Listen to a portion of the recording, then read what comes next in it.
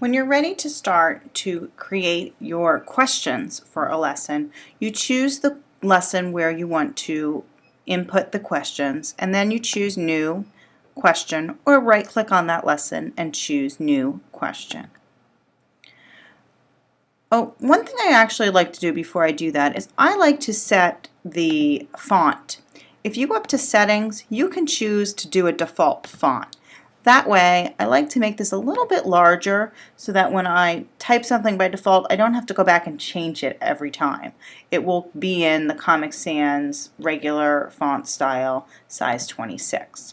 So once I have that set, then I can go to New Question, and I'm going to put the questions in here.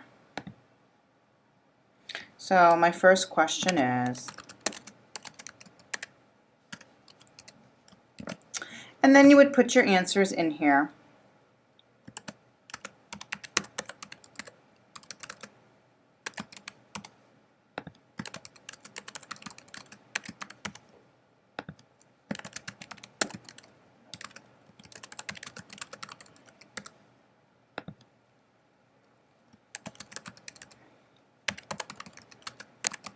Once you have your different answers in here, you would just put a check mark next to the correct answer.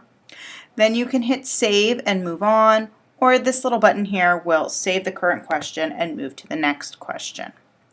You also have the ability to choose what type of questions you want. So maybe I want to do multiple choice 3, and in the template area I want to add a graphic, and I want to have a question graphic. So again, I would type my words in here.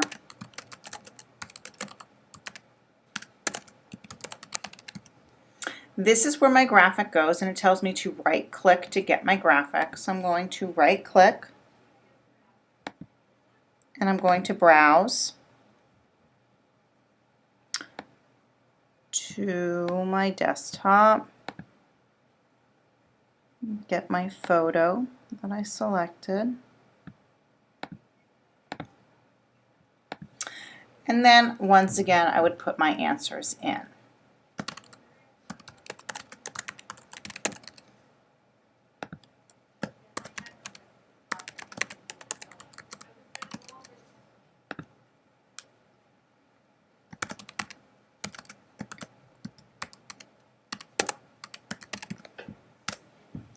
So once I have my answers, I mark the correct one and save to move on.